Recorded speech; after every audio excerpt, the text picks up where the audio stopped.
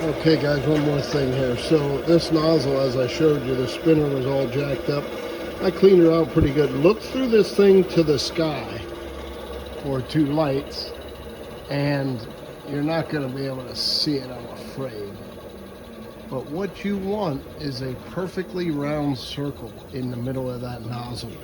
If you don't have a perfectly round circle when you look to light through that nozzle, you got a spider web in there, you're seeing?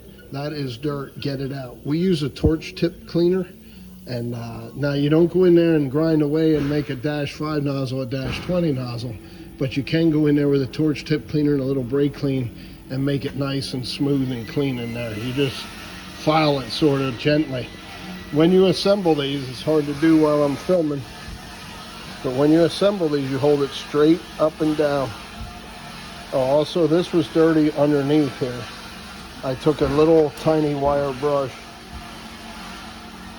and I cleaned that residue out of in here too, because that was impeding the spinner from spinning. So then when you put that spinner in there, you got to hold that thing toward the sky. Set your cap on. If you have any doubt whatsoever, stop, take it back apart and start over. Anyway, now I've been holding that to the sky. I have not changed. See what I did there? And you're going to tighten this by hand all the way. On the back side of this too, you want to make note. You want to look at that too and make sure it's not worn out by the spinner. I believe the spinner is going to push front and wear on this as it's pushing forward from the air pressure. But if you look down in there, you will see the tip of the spinner right there.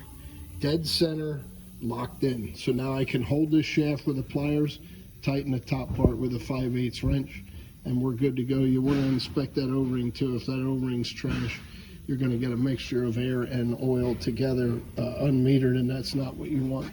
So anyway, that nozzle's going to go on my test bench where we test burners, but it's on the junk pile because I don't trust it. We have enough defects, even brand new, with all the junk you try to push through these nozzles. I've had several nozzles this year that really gave me hassle brand new. So if you have trouble with new ones once in a while, you're definitely going to have trouble with old ones. Remember, this seals by the O-ring. So when you put that in there, you go to so many jobs where they crush that nozzle in here. On a fire lake, you go to turn it, and it starts twisting the nozzle holder. That's just dumb, guys. It seals by the O-ring. So figure out how things work. So the only tightness you want to put on that nozzle is enough to keep it from vibrating out, but you don't got to kill it. It's not going to leak here, and if it does leak there, that means your O-ring's leaking. So go back to the original problem and fix it, and quit trying to make a new problem by over tightening. Anyway, that's it. Here it is in its glory. She's all done up. I just got to set the, I'll set the electrodes to match the new one. I have new electrodes coming, but for now I'm just going to assemble it with the old one on and go from there. So thanks for watching. Like and subscribe. God bless you. If you don't know Jesus as your Savior, time is very short and hell's too hot.